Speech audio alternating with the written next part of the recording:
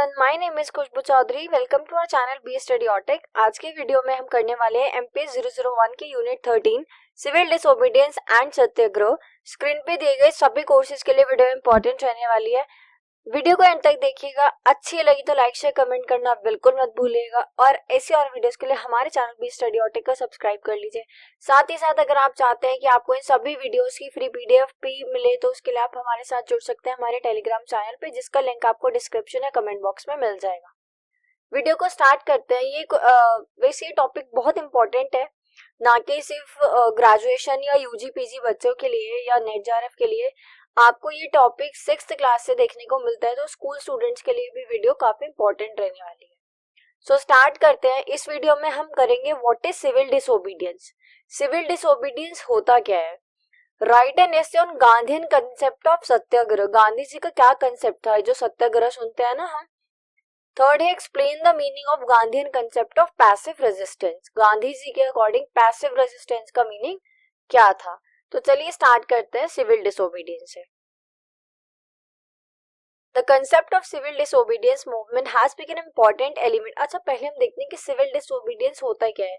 Civil से हम मतलब समझ सकते हैं, है ना। सिविल यानी हम लोग जो होते हैं या सोसाइटी की बात कर सकते हो। और डिसोबीडियंस का मतलब क्या होता है।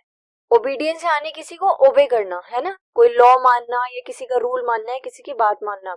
और डिसोबीडियंस उसका ऑपोजिट हो जाएगा, यानी कि ओबे को रूल ना करना। तो सिविल डिसोबीडियंस यानी कि किसी भी रूल या रेगुलेशन को फॉलो ना करना। The concept of civil disobedience movement has become an important element in the political power structure in contemporary world. This movement has spread around the world. ये काफी इम्पोर्टेंट कंसेप्ट बन चुका है जब से गांधी जी ने इसको यूज करा है, और अभी ये हमें पूरे वर्ल्ड में देखने को मिलता है। Civil disobedience means when a citizen refuse to obey the government. देखो, सिविल डिसोबीडियंस का सीधा सीधा मतलब क्या होता है। जब जो नागरिक हैं, जो सिटीजन है, वो गवर्नमेंट को ओबे करना, गवर्नमेंट को ओबे ना करे, रिफ्यूज करे, है ना, लॉ ना माने, गवर्नमेंट की बात ना माने। Mahatma Gandhi started the civil disobedience movement by Dandi march. और ये जो सिविल डिसोबीडियंस मूवमेंट है, इसकी शुरुआत किसने की थी। महात्मा गांधी ने की थी। कहां से करी थी, दांडी मार्च से की थी। जो दांडी मार्च है वो आपका 12 मार्च 1930 को हुआ था।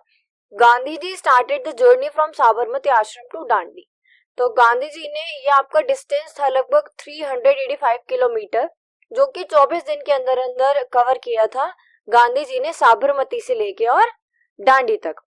सिविल डिसोबीडियंस कैन, अच्छा दांडी मार्च है क्या। देखिए, दांडी मार्च को हम सॉल्ट सत्याग्रह भी कह देते हैं। हुआ कुछ ऐसे था कि पहले के टाइम पे, जैसे आप भले इंडिया की किसी भी स्टेट में रहते हो, तो आप जो भी खाना खाते हो, जो भी आपका ट्रेडिशनल फूड है या नॉर्मल भी फूड है, उसमें सॉल्ट तो बहुत जरूरी होता है, क्योंकि इंडियन खाना तो वैसे भी स्पाइसेस के बिना कुछ होता नहीं है ना। तो क्या हुआ था कि पहले सारे इंडियंस को ये राइट था कि वो जो समुद्र है वहां से नमक निकाल सकते हैं, ठीक है, उसका बिजनेस कर सकते हैं, व्यापार कर सकते हैं। बट जब ब्रिटिश गवर्नमेंट आ गई तो उन्होंने उसकी मोनोपोली, मतलब मोनोपोली यानी कि एकाधिकार यानी कि अपने हाथ में ले ली थी, ठीक है। तो अब क्या था, अब एक तो सारा जो नमक का पूरा आपका सिस्टम था वो किसके हाथ में था, ब्रिटिश गवर्नमेंट के हाथ में। और उसके ऊपर से उन्होंने उसके ऊपर टैक्स भी इम्पोज करना शुरू कर दिया था। और देखो, सॉल्ट तो हम सबकी नीड है, सॉल्ट तो हमें चाहिए ही हर चीज में। तो ये क्या था, इसके ऊपर इतना टैक्स बढ़ना शुरू हो गया था और ब्रिटिशर्स के हाथ में था। तो गांधी जी को लगा कि नहीं, बाकी कोई रूल के साथ छेड़छाड़ करी जाए या नहीं, लेकिन इसके साथ तो करी जाएगी। तो इसलिए दांडी मार्च या फिर सॉल्ट सत्याग्रह जब हम बात करते हैं, तो ये हुआ था 12 मार्च 1930, जो गांधी जी ने स्टार्ट की थी अपनी जर्नी साबरमती आश्रम to Dandi. Civil disobedience can be defined as refusing to obey a law, a regulation or a power judged unjust in a peaceful manner. Civil disobedience का सीधा सीधा मतलब होता है कि किसी भी सरकार या कानून को के सरकार के आदेश को ना मानना, लेकिन पीसफुल तरीके से, लड़ाई दंगा ना करके।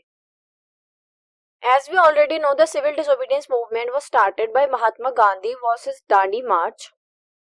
तो ये सिविल डिसोबीडियंस की शुरुआत कहाँ से हुई थी, दांडी मार्च से हुई थी, जो कि किसने करी थी, महात्मा गांधी ने की थी। This march the was undertaken in order to defy British salt law. और दांडी मार्च हुआ क्यों था कि ये जो सॉल्ट लॉ था जो ब्रिटिशर्स ने बनाया था, जिसमें वो टैक्स लगाते थे बहुत ज्यादा, उसको हटाने के लिए।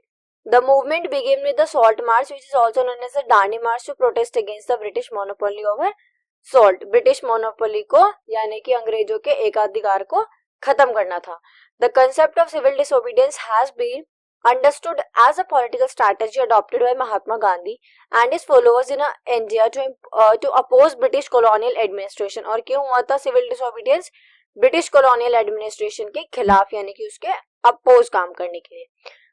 काम करने के लिए मतलब ये जो लॉ था ना सॉल्ट लॉ, इसको हटाने के लिए। Martin Luther King Junior during the civil rights movements in the United States also successfully used this strategy.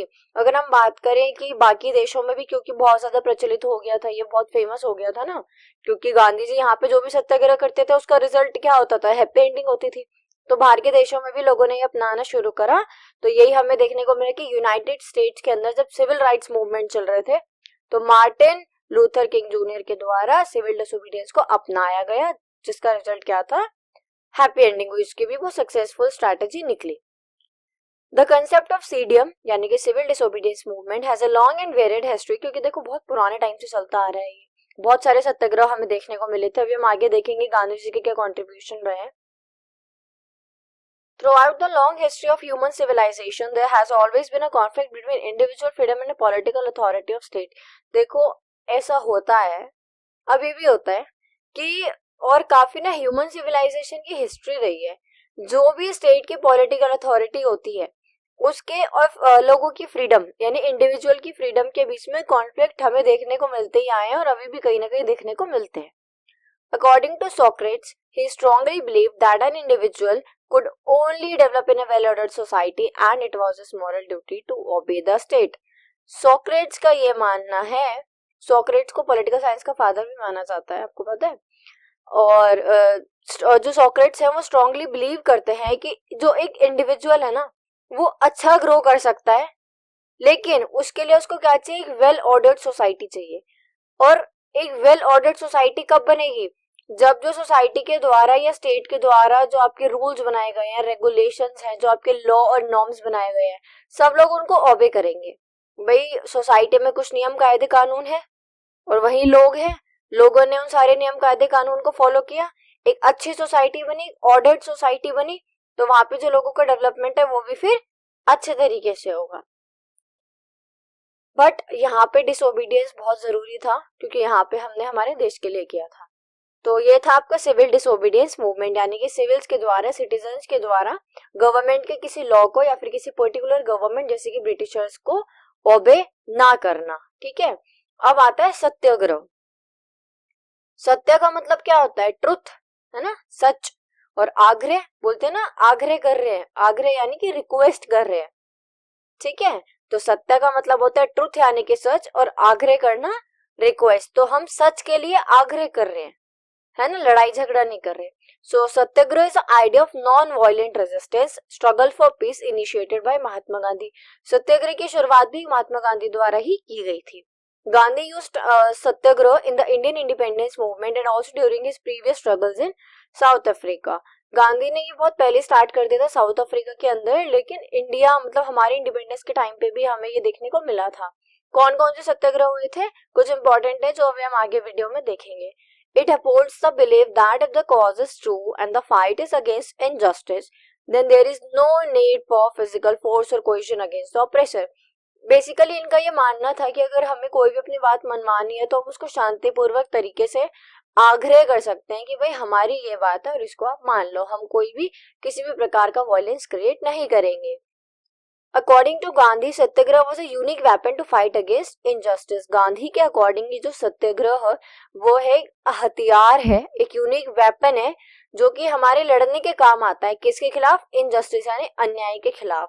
तो अकॉर्डिंग टू गांधी जी सत्याग्रह को हम इस्तेमाल कर सकते हैं एक हथियार के तौर पे जब भी कहीं अन्याय हो रहा है उसके खिलाफ।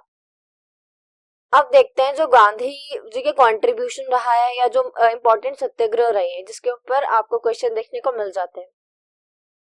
The earliest Gandhian activity in the socio economic field were his visit to Champaran and Bihar to save the peasant from the exploitation of British indigo planters. तो सत्याग्रह की शुरुआत होती है बिहार के चंपारण में, जहाँ पे क्या हुआ था कि देखो जो ब्रिटिशर्स थे ना वो फार्मर्स और पीजेंट्स को फोर्स किया करते थे कि उनको इंडिगो की यानी कि नील की खेती करनी है। अब पीजेंट्स ये करना नहीं चाहते थे। और क्यों नहीं करना चाहते थे, देखो जब भी किसी जमीन पे नील की खेती करी जाती है ना, इंडिगो की खेती करी जाती है, तो क्या होता है कि वो जमीन बंजर पड़ जाती है और बंजर जमीन पे उसके यानी कि इनफर्टाइल हो जाती है। तो वहां पे उसके बाद आप किसी भी और चीज की खेती नहीं कर सकते। लेकिन क्योंकि हमारे यहाँ जो नील था वो अच्छा उगता था और ब्रिटिशर्स को वो क्या करना होता था, एक्सपोर्ट भी करना होता था, तो इसलिए वो फोर्स करते थे पीजेंट्स को कि नहीं तुम नील की ही खेती करो। और किसान करना नहीं चाहते थे, उनकी जमीन बंजर हो जाएगी। तो यहाँ पे फिर गांधी जी को बुलाया जाता है और वो यहाँ पे सत्याग्रह करते हैं। दूसरा हमें देखने को मिलता है गुजरात के खेड़ा में। अब यहाँ पे क्या हुआ था, तो देखो ब्रिटिश गवर्नमेंट ने ना सबको ये बोला हुआ था कि जितना भी वो फसल जितनी भी फसल उगाएंगे उसका जो भी रेवेन्यू आएगा उसमें से जो कुछ परसेंट होता था वो ब्रिटिशर्स के पास जाता था। तो वहां पे एक ऐसा कानून बना हुआ था कि अगर जो खेती है वो अच्छी हुई है, रेवेन्यू अच्छा है, तो सरकार के पास कुछ परसेंटेज जाएगा। अगर बिल्कुल भी खेती नहीं हुई है तो नहीं जाएगा। लेकिन हुआ क्या था कि उस टाइम पे ना गुजरात के खेड़ा में बहुत ज्यादा सूखा पड़ गया था, ड्रॉट बोलते हैं ना हम। तो वहां पे फसल बिल्कुल भी नहीं उग पाई थी। लेकिन वहां पे क्या था, ब्रिटिशर्स ने उसके बाद भी पीजेंट्स और फार्मर्स को परेशान करा, किसके लिए, लैंड रेवेन्यू के लिए। तो इसके खिलाफ फिर से वहां पे गांधी जी को बुलाया गया गुजरात के खेड़ा में मदद लेने के लिए। तीसरा हमें देखने को मिलता है जो साराभाई टेक्सटाइल मिल है अहमदाबाद में, वहां पे तो यहाँ पे जो वर्कर्स थे उन्हें पता था कि जो मिल ओनर्स हैं वो काफी प्रॉफिट में चल रहे हैं। और क्योंकि जो वर्कर्स थे उनको सैलरी भी अच्छी खासी नहीं मिल रही थी, तो वर्कर्स ने डिमांड करी थी थोड़ी सी हाई सैलरी की। लेकिन जो मिल के ओनर्स थे वो इतने प्रॉफिटेबल बिजनेस के बाद भी वर्कर्स की सैलरी नहीं बढ़ा रहे थे। तो फिर साराभाई टेक्सटाइल मिल में भी गांधी जी को बुलवाया गया और इन तीनों जगह उन्होंने अपना योगदान दिया। और क्योंकि देखो इन्होंने सत्याग्रह किया था और इनका मानना था कि सत्याग्रह एक यूनिक वेपन है जिसको हम इंजस्टिस के खिलाफ यूज कर सकते हैं। तो और इन तीनों सत्याग्रह में बहुत ही सक्सेसफुल हैप्पी एंडिंग हमें देखने को मिलती है, जिसका मतलब है कि गांधी जी का योगदान इन तीनों ही जगह पे सफल हो गया। First was related with agrarian economy. अगर हम बात करें बिहार के चंपारण और गुजरात के खेड़ा में, यहाँ पे बात है नील की खेती की और लैंड रेवेन्यू की, तो यहाँ पे हमें क्या एग्रीगेरियन इकोनॉमी देखने को मिलती है। बट ये जो थर्ड वाला है साराभाई टेक्सटाइल मिल, यहाँ पे क्या था, यहाँ पे हमें इंडस्ट्रियल रिलेशन देखने को मिलते हैं। फॉर गांधी अहिंसा non violence and truth was inseparable. देखो गांधी के लिए जो अहिंसा है यानी कि नॉन वायलेंस, वो और जो ट्रुथ है यानी कि सच है, ये इनसेपरेबल है। अगर आप सच्चे हो तो आप चुपचाप चीजों का आग्रह करो, वायलेंस क्रिएट ना करो, ऐसा गांधी जी का मानना था।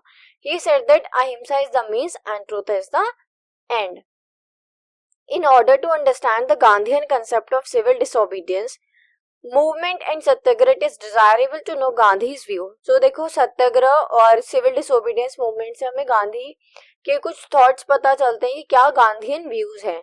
So he supports and follow the path of non-violence, means one can oppose other without any destruction with the help of peaceful movements. तो सिविल डिसोबीडियंस मूवमेंट एंड सत्याग्रह से हमें ये देखने को मिला कि गांधीयन व्यू कुछ ऐसा है कि गांधी जी का मानना था कि अपनी अगर बात मनवानी है तो फिर आपको बिना वायलेंस क्रिएट किए भी सीधा मतलब आग्रह करके भी मनवा सकते हो, प्रोटेस्ट पे बैठ के, यानी कि पीसफुल प्रोटेस्ट पे बैठ के, पीसफुल मूवमेंट करके, फास्ट करके, है ना, व्रत रख के, ये सब करके आप अपनी बात मनवा सकते हो पीसफुल मूवमेंट से, बिना किसी डिस्ट्रक्शन के।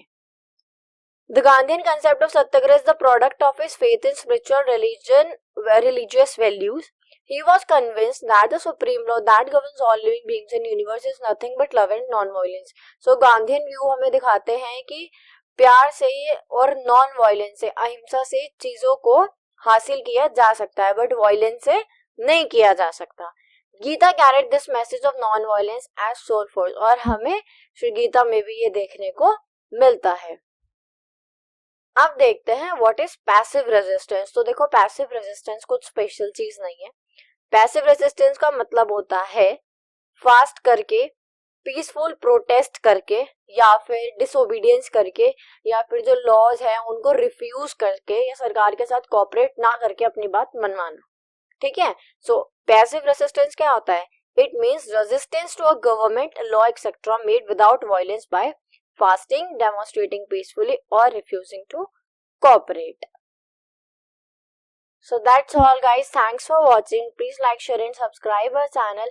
वीडियो अच्छी लगी हो तो सब्सक्राइब, शेयर, लाइक और कमेंट करना बिल्कुल मत भूलिएगा। मिलते हैं अगली वीडियो में। Be study ऑटेक।